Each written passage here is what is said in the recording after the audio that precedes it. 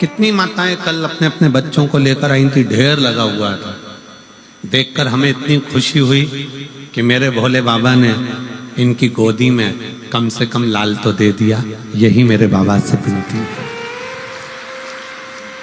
हम फिर कहेंगे, हम अपना कमरा जब छोड़कर आते हैं बाबा से प्रार्थना कर कर, हमारा जो छोटा शिवलिंग है, सालिग्राम बाबा हैं, लड्डू गोपाल जी हैं, और हमारी जो पाठ पूजन है उसको हम भजन कर कर जब वहां से आते हैं तो बाबा से एक ही बात कहते हैं, बाबा इतनी कृपा करना किसी पुरुष की जेब खाली ना रहे और किसी स्त्री की गोद खाली ना रहे। ये बड़ा,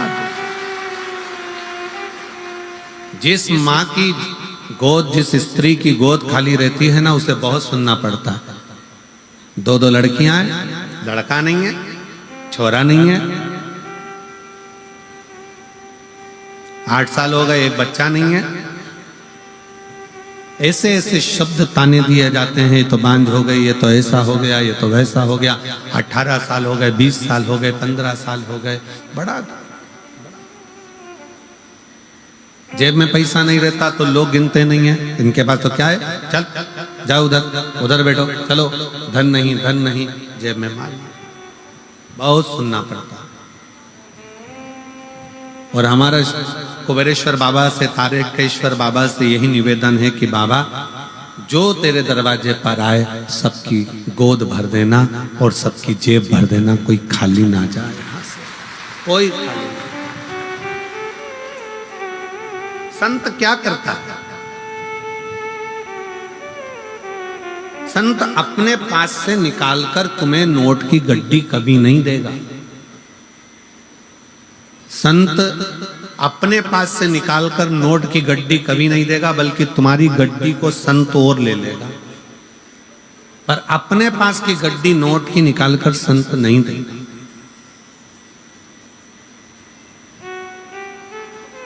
तुम्हारी गड्डी को ले लेगा।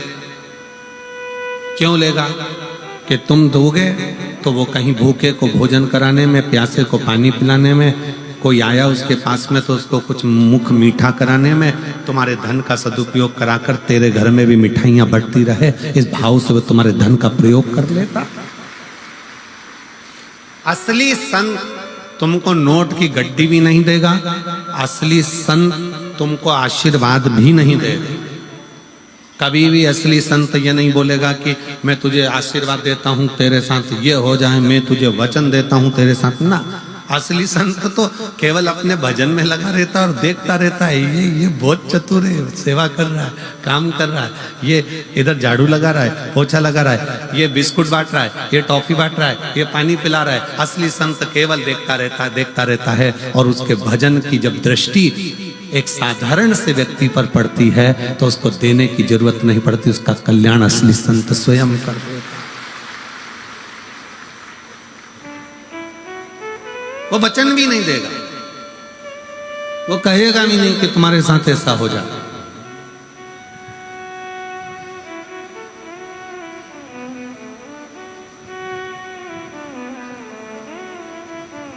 अरे देख लिया संसार हमने, देख लिया सब मतलब के यार हमने, देख लिया झूठे नाते, झूठे रिश्ते, झूठे नाते, झूठे रिश्ते, और झूठा है संसार हमने देख लिया।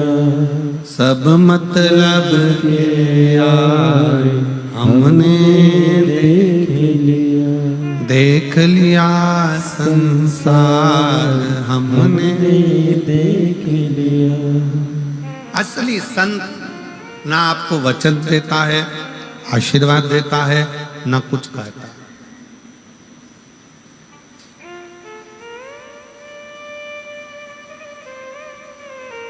वो तो मौन है।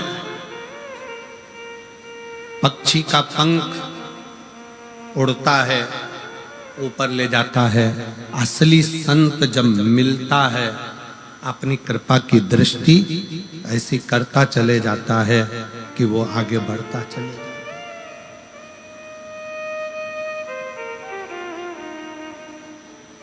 कृपा की दृष्टि, उसको तुम्हारे वैभव से मतलब नहीं है, उसको तुम्हारे धन से मतलब नहीं, उसको तुम्हारी दौलत से मतलब नहीं,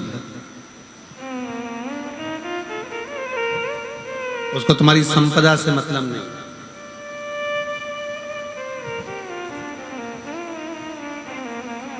और होगा,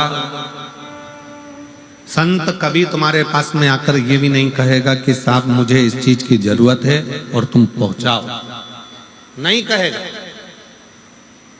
वो एक ही बात कहेगा कि तुम अगर किसी भूखे को भोजन करा रहे हो, प्यासे को पानी पिला रहे हो, किसी का मुख शिव महापुराण में अगर झूठा करा रहे हो, तो उसका फल देवाधिदेव महादेव ऐसा देगा कि तुम अगली बार खूब भंडारे चलाओगे। ये शिव की कृपा तुम्हारे ऊपर हो जाए, शंकर की कृपा।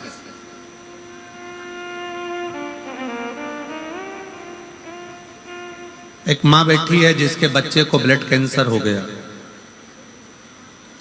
और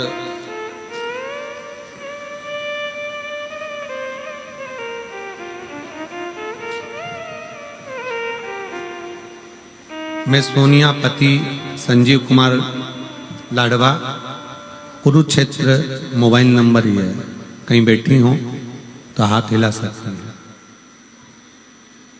मैं सोनिया पति संजीव कुमार लाडवा, कुरुक्षेत्र, मेरा मोबाइल नंबर ये है। आप ही हैं? बच्चा आया है साथ में, हाथ हिलाओ बेटा। एलईडी पर दिख रहा है? हाँ, वापिस हाथ हिलाओ बेटा। हाँ ठीक है, आ जाइए, आ जाओ। मेरे बेटे की तबीयत 2014 में खराब हुई। डॉक्टरों के पास टेस्ट कराने पर पता चला 2014 में कि उसको ब्लड कैंसर हो गया। और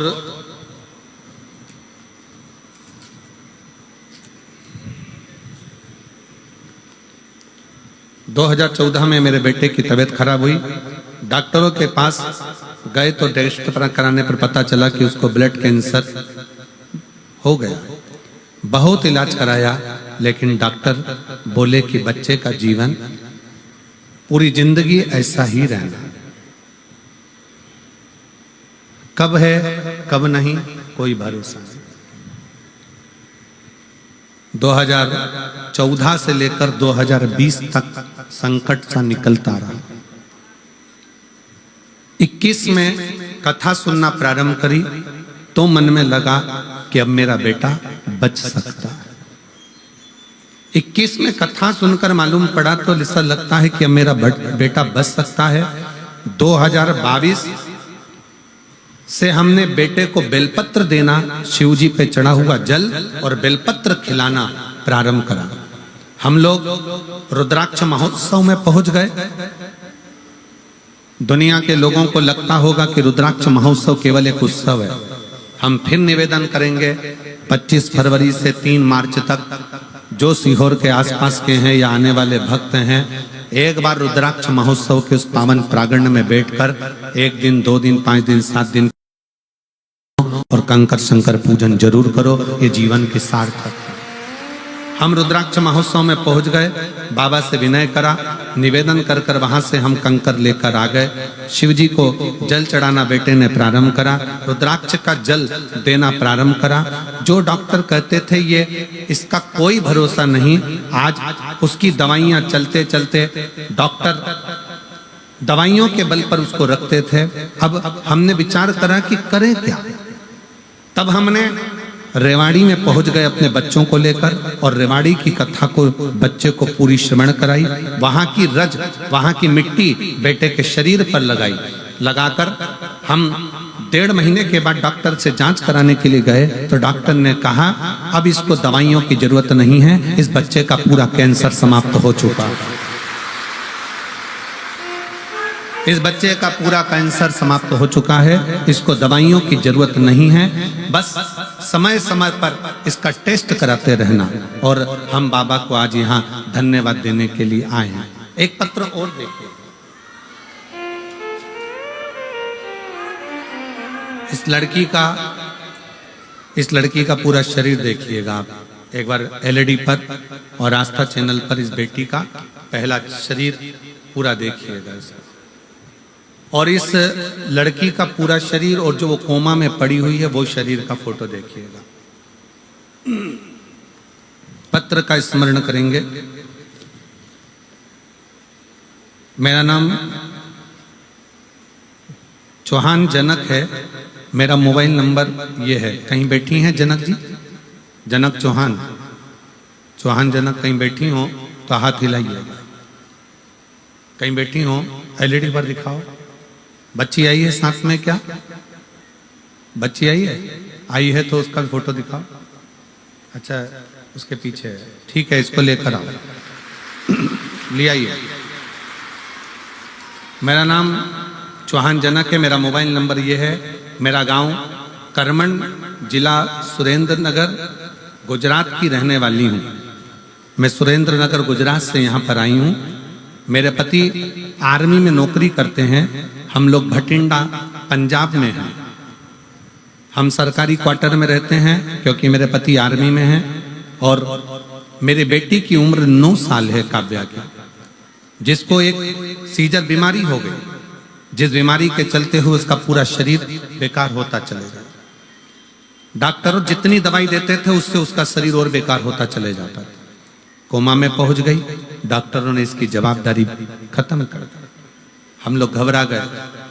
उसी हॉस्पिटल की एक नर्स ने कहा कि तुम चिंता मत करो, सीहोर वाला महाराज कथा कहता है शिव पुराण की, 1 लोटा जल चढ़ाने का कहता है, जल्दी से जाकर 1 लोटा जल चढ़ा, उसका पानी लाकर इसको जरूर दो। हम बेटी को पानी देने लगे। कोमा में पड़ी हुई बेटी पानी कैसे पीती, शरीर पर लगा देते। गुरुजी तब बेटी के शरीर में थोड़ी सी हलचल हुई, वो कोमा से बाहर हुई, उसका शरीर काम करना प्रारंभ करा। अब हम करें तो करें क्या? डॉक्टर ने कहा कि इसके शरीर पर ऐसा ही निशान ऑन रहेंगे, ये शरीर इसका पूरा जल चुका है और शरीर की स्थिति यही है, इसको आप घर ले जाओ। हम बेटी को घर लेकर आ गए। बेटी का शरीर देखकर बड़ा दुख होता था। तब आपकी कथा भटिंडा में होने वाली थी। हमने सोच लिया कि भोले बाबा कृपा करने के लिए सीहोर से यहाँ आ गए, हमारी लड़की को हम कैसे लेकर जाते। भटिंडा की कथा में उसको कथा सुनने के लिए बिठाया। वहां की मिट्टी उसके हृदय से उसके शरीर पर लगाना प्रारंभ करी और 11 दिन के बाद मेरी बेटी का पूरा शरीर वैसा की वैसा ही हो गया जो पहले था, जिसका मैं फोटो लगा रही हूँ। बेटी का दूसरा फोटो जिसको लगाया गया है। अजय शिव शिव है।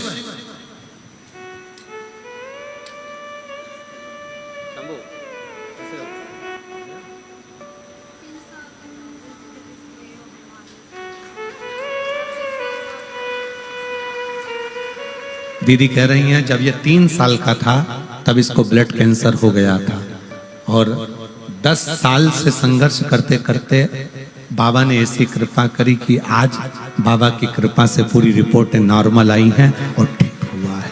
ये शिव तत्व उसके आश्रित होकर चल। आप किसके भरोसे?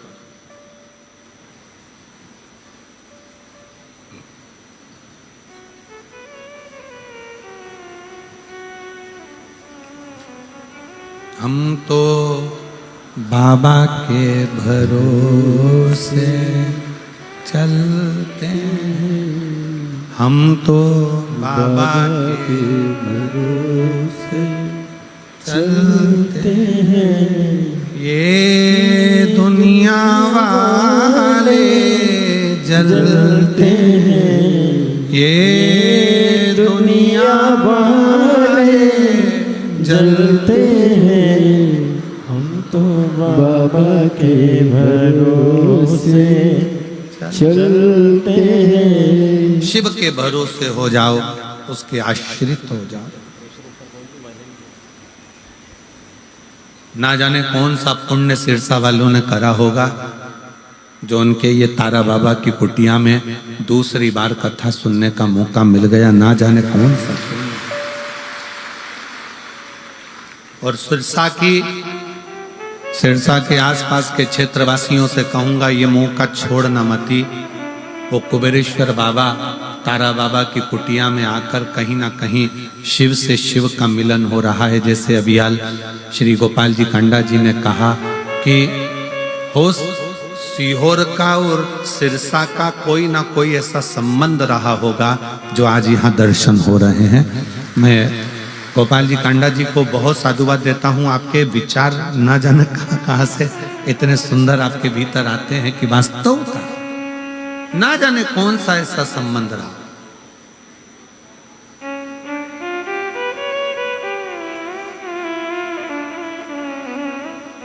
ऐसा कौन सा संबंध रहा, शिव के आश्रित रहे। और जब हम भगवान देवाधिदेव महादेव के आश्रित होते हैं, जब हम भगवान शंकर के आश्रित होते हैं तो शिव कृपा जरूर करते हैं।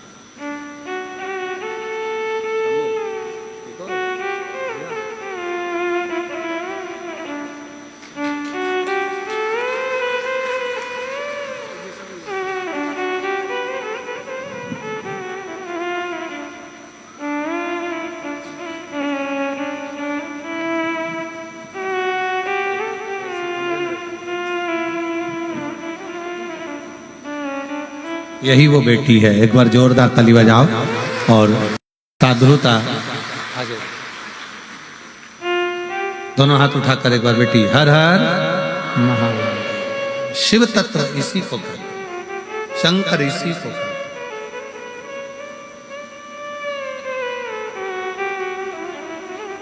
जब सब दूर से हार जाओ तब एक बार शिव के दरवाजे जरूर जाओ। सीहोर वाले महाराज से, पंडित प्रदीप मिश्रा से आपका कोई संबंध नहीं होना चाहिए। संबंध होना चाहिए देवाधिदेव महादेव से। वो संबंध तुम्हारा जो चलेगा वो जीवन भर चलेगा। हम ना आपका भविष्य बता सकते हैं, ना हम आपका भविष्य बना सकते हैं। भविष्य बनाने की भी जवाबदारी आपकी है और बताने की जवाबदारी भी आपकी है। आप जितना जितना परिश्रम करेंगे, मेहनत करेंगे, संघर्ष करेंगे, उसके साथ जब आप आगे बढ़ेंगे शंकर का नाम लेकर एक लोटा जल चढ़ाते हुए, तो आपको कहीं जाने की जरूरत नहीं पड़ेगी। शिव आपको ढूंढता ढूंढता आपके दरवाजे पर जरूर आएगा। आप उसके आश्रित तो हो।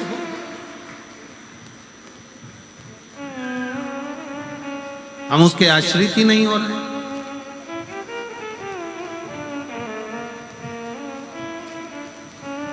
पक्षी का पंख, पक्षी का पंख और मनुष्य के जीवन में संत बहुत मायने रखते, बहुत।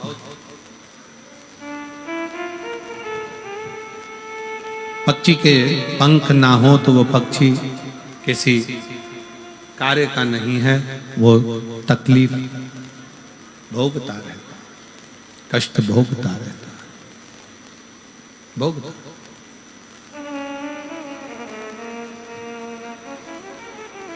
और मनुष्य के जीवन में अगर संत नहीं है, मानव के जीवन में अगर संत नहीं,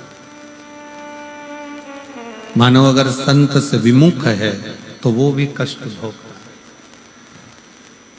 वो भी कष्ट भोगता।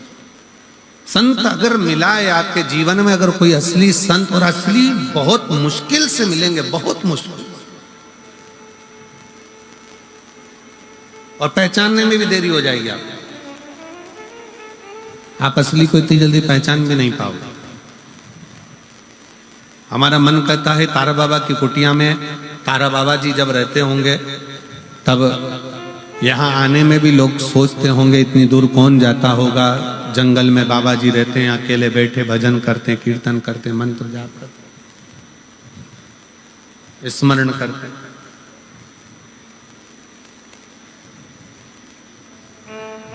कौन आता होगा इस वीराने जंगल में, इस वीरान जगह में कौन आता?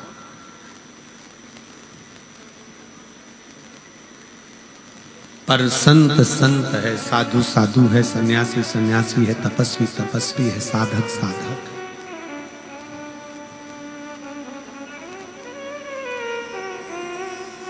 आप जब दिल से पुकारोगे, जब दिल से उसको वंदन करोगे, निवेदन करोगे, आप जब किसी असली संत की शरणागति में जाकर बैठोगे तो जो अंदर का आपका वाइब्रेशन है, जो आपके भीतर की ऊर्जा है, वो उस ऊर्जा को संगम करेगी, मिलेगी।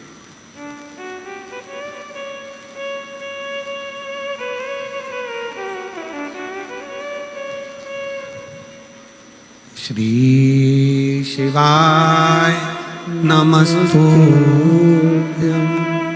श्री शिवाय नमस्तुभ्यं, श्री शिवाय नमस्तुभ्यं,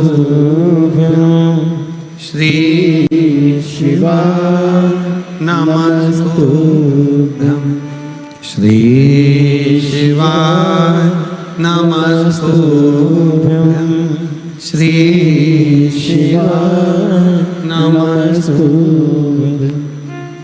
असली संत की शरणागति थोड़ी सी ग्रहण करिए, आडंबर से दूर हटकर। वो आपको बहुत ऊंचाई तक लेकर जाए, बहुत ऊंचाई।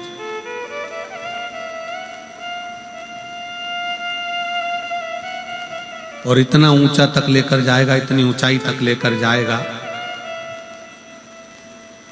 कि आप भी सोचते रहेंगे कि ये कृपा कहां से हो गई। हमने तो कभी किसी को कुछ दिया नहीं, पर ये करुणा, ये दया, ये कृपा कहां से हुई। संत केवल दृष्टि देता, संत धन दे ना दे, पर संत दृष्टि देता।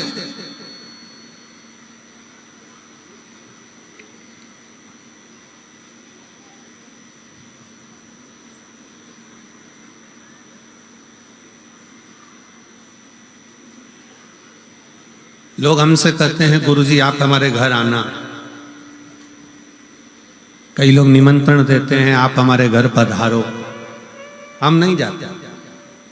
ये गोविंद जी भी जानते हैं, हम लोग नहीं जाते ही नहीं। हम के बहाना बना देते हैं, हम पहुंच नहीं पाते।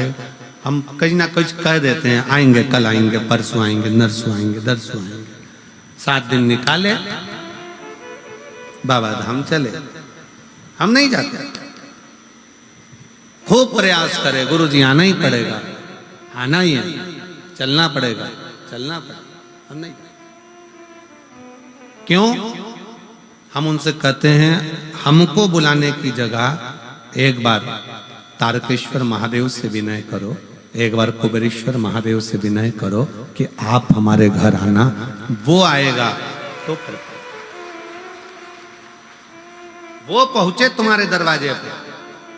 तारा बाबा की कुटिया में जब दर्शन करने के लिए जाओ, तारा बाबा की उस पवित्र समाधि स्थल पर जब पहुंचो और उसकी साक्षी में जब रहो, तारकेश्वर महादेव का जब दर्शन करो, कुबेरेश्वर महादेव का जब दर्शन करो, किसी देवालय में, शिवालय में जब शंकर भगवान का दर्शन करो, तो वहां के नंदी को आप दिल से कहो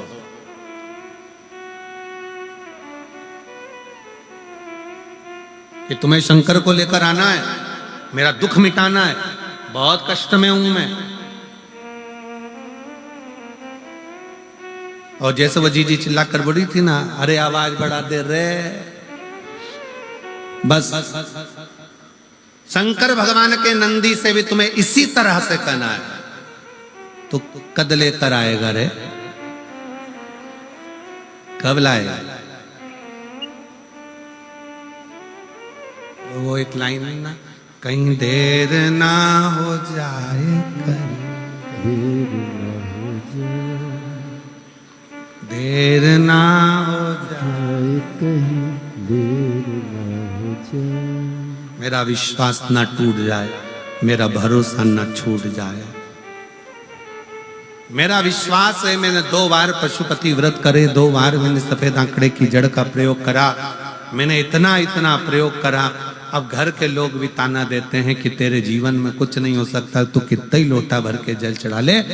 तब तुम ये बात अपने दिल की, कोई प्रार्थना भगवान से करो तो पड़ी पढ़ाई मत करो, अपने दिल की प्रार्थना भगवान से कहो, ए नंदी रे तू कब लेकर आएगा रे? अब तो लोग ताना देने लगे रे, बहुत दुखी हूं, कब लाएगा शंकर भगवान को लेकर? अब की शिवरात्रि तू मेरे घर आना, मैं बहुत आदर करूंगी तेरा, तू आ।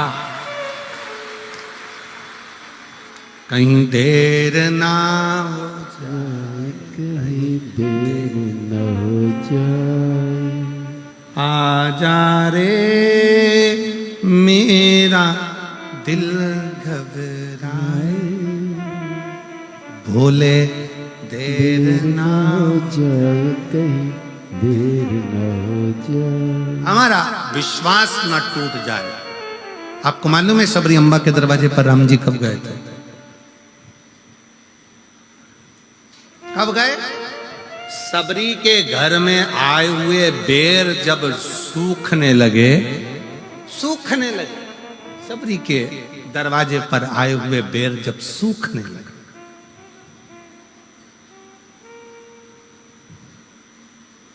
सबरी के दरवाजे,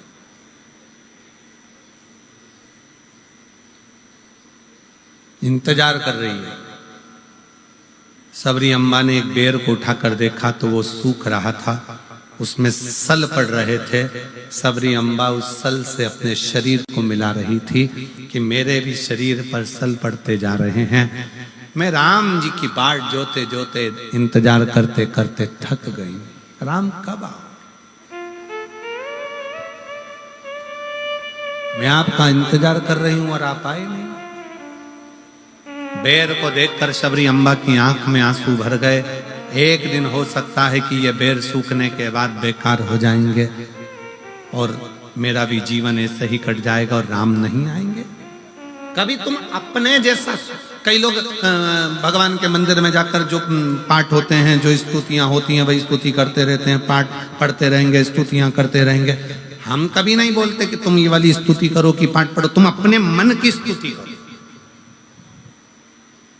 तुम अपने मन की स्तुति करो ना। एक भेड़ चराने वाला भेड़ चराता था, सारी बकरियों को, भेड़ों को इकट्ठा कर लेता, शाम के समय बैठकर भेड़ों का जुआ निकालता रहता, भेड़ के बाल में से कीड़े निकालता और जू निकालते निकालते बोलता, ओ राम जी, ये भेड़ बकरी जंगल में रहती है, इनको जू पड़ गई, मैंने सारी निकाल दी। राम जी, तुम्हें भी जंगल में रहते रहते 14 साल में बहुत सारी जू पड़ गई होगी, एक बार मेरे पास आओ, सब निकाल दूंगा। अरे राम जी, आप मेरे पास आओ, मैं सारी जू निकाल दूंगा तुम्हारी। एक संत निकल कर जा रहे थे, संत को गुस्सा आ गया, क्यों रे राम जी को जू पड़ती है क्या? संत ने कहा आज के बाद मत बोल देना। उसने बोलना बंद कर दिया। राम जी चुप बैठे थे। सीता जी ने पूछा, आपके चेहरे की हंसी चली गई है ना, क्या बात है, आप मुस्कुरा नहीं रहे हो? राम जी कहते हैं, एक मेरा भगत भेड़ बकरी चराता था, शाम को बकरियों को इकट्ठा कर कर उनके बाल में से जू निकालता था और कहता था, राम जी, वन में रहते रहते तुमको जू पड़ गई होगी, मैं तुम्हारी जू निकाल दूंगा, एक बार आ जाओ। मैं उसकी बात को सुनकर बड़ा मुस्कुराता था। एक संत ने उसको मना कर दिया कि ऐसे नहीं बोलते, तो उसने बोलना बंद कर दिया, उसने बोलना बंद कर दिया। सीता जी ने हनुमान जी को बुलाया, हनुमान इधर आ, जाकर वो संत को ढूंढ और जरा एक जोरदार कुदा किया। हनुमान जी ने गदा पकड़कर जो दिया धम्म से, संत पड़े चित्ते। संत ने पूछा, कौन? हनुमान जी बोले, तेरा बाप। प्रभु आपने मुझे मारा क्यों? हनुमान जी बोले, पहले जा और वो बकरी चराने वाला, भेड़ चराने वाले से कहे, जैसी वो स्तुति करता था वैसी स्तुति करे। अरे प्रभु, वो बोलता था राम जी के सिर में जू पड़ गई होगी, जैसे मैंने बकरी की जू निकाली, राम जी तुम्हारी निकाल दूंगा, तेरा क्या जा रहा है, जा बोल क्या। और जैसे ही वो गया, भैया तेरे हाथ जोड़ता हूं, पांव पड़ता हूं, तू जैसी स्तुति करता था वैसी स्तुति कर, और आज एक और बार में तेरे पांव पड़ रहा हूं। उसने पूछा, क्यों? आज तक मैं भगवान का भजन करते करते इतना बड़ा संत हो गया, पर भगवान का दर्शन नहीं हुआ। तेरे जू निकालने के चक्कर में हनुमान जी की गदा का दर्शन तो हो गया, बस यही मेरे लिए बहुत। अपने दिल की स्तुति करिए, अपने मन की स्तुति करिए। आप भगवान को पड़ी पड़ाई स्तुति मत बोलो, आप अपने दिल से बोलो, कब आएगा बाबा, इंतजार कर रही हूं मैं, बहुत तेरा इंतजार कर करके थक गए। लोग अपशब्द कहते हैं, लोग ताना देते हैं, लोग गालियां देते हैं, लोग आड़ा टेढ़ा करते हैं। एक पत्र है,